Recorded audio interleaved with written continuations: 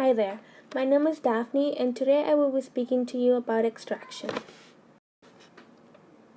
Purpose.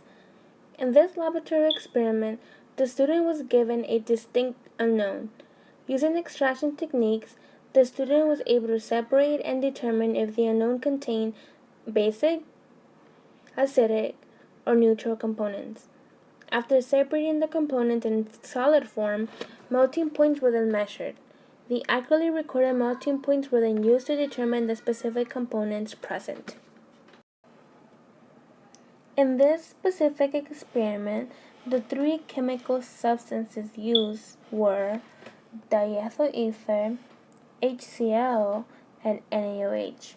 Here are its physical properties.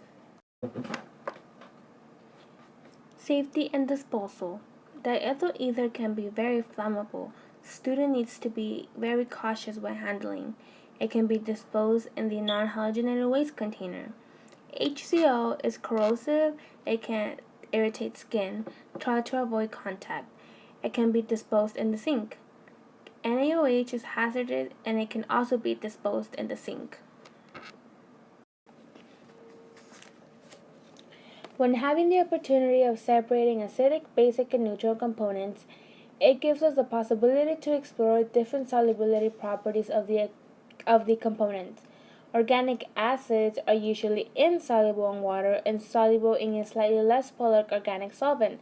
For example, for this experiment, the student used an organic solvent like ether. When adding a basic solution to an acidic solution, the acid molecules lose their protons and become an ionic salt. This process is known as deprotonation. The ionic salt is soluble in water and insoluble in ether, causing it to remain in the aqueous layer. A similar process takes place with an organic base, which is insoluble in water. It then becomes protonated by the interaction with an acid solution. It is then moved from the ether layer to the aqueous layer. The ionic forms of the acidic and basic organic compounds can be recuperated from the aqueous solution using the solubility principles. Once acid is added to the aqueous solution that includes the salt of an organic acid, the acid protonates one more time. This is now soluble in water and precipitates from the aqueous solution. Once precipitate has fully formed, it can be filtered using vacuum filtration.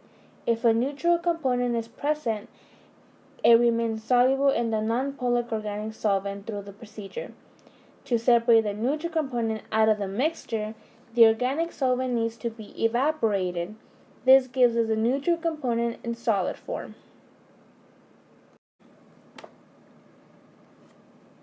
After obtaining an unknown, the student was to weigh about 0.1 grams. This was then to be dissolved in diethyl ether, followed by the addition of HCl.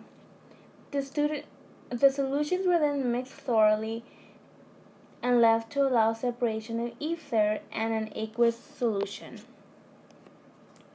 Once the solutions were separated, the aqueous layer was extracted. The aqueous layer extracts were treated with NaOH solution until basic. If precipitate formed, it indicated the presence of a basic component.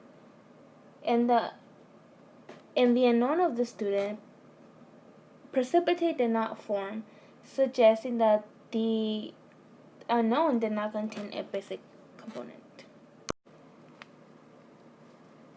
The ether solution was then extracted with NaOH, followed by the transferring of NaOH into another centrifuge tube. This solution was then back extracted with HCl until acidic.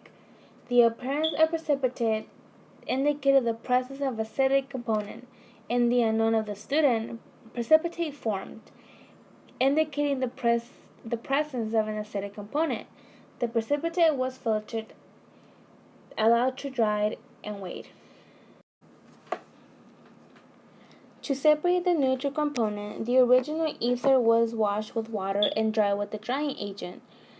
This dries the system by absorbing trace amounts of water in a phase. At first, When sodium sulfate was added to the solution, the student noticed that the drying agent would clump up. This served as an indication that more drying agent was needed. Once the student noticed that the drying agent appeared granular, it meant that the free grains did not find any water to be absorbed. The drying agent and ether were separated. The ether was evaporated, resulting in a solid component.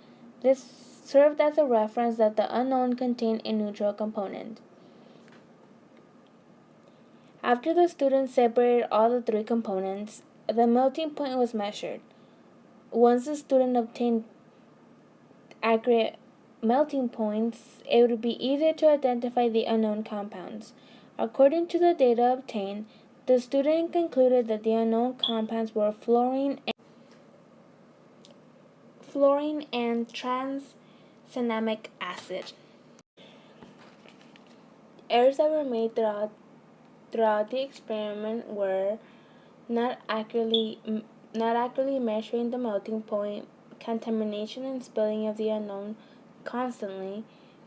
Some of these things can be improved by being more careful of not spilling solutions and avoiding contamination and record accurate data.